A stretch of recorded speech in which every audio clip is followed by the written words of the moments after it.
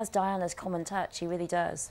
And all of this is about, well, you would know better than me, but about, he's there to represent the Queen, of course, in the Diamond Jubilee year. But is it important seeing the next generation coming on in terms of maintaining a connection, particularly with the Commonwealth, actually, but generally with nations abroad? Yes, so the Commonwealth is so important to the Queen. She sees herself as a Commonwealth Queen. She always has. Her father, George VI, he saw himself as a king of empire. She's the Commonwealth, and we only have to watch her speeches, and they're often talking about the Commonwealth, the importance of it.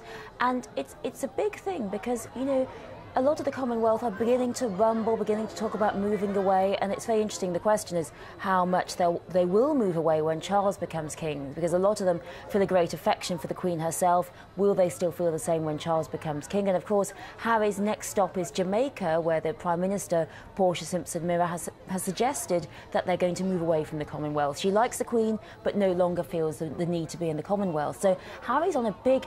It's not just a Caribbean holiday, absolutely.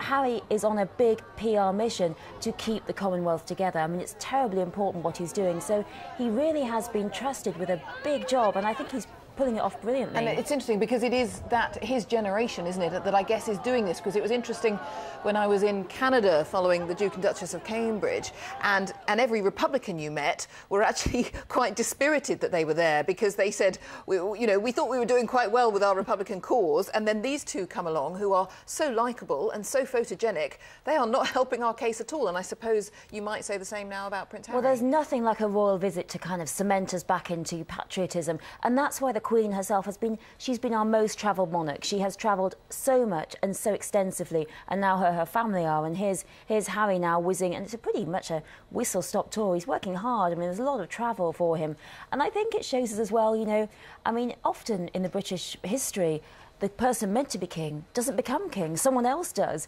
And so if there's a terrible tragedy, and God forbid we don't get William, I think Harry will make us a good old king, a good old King Henry. Interesting times. We will be talking plenty, I'm sure, in this Diamond Jubilee year. Thank you very much for now, Kate Williams.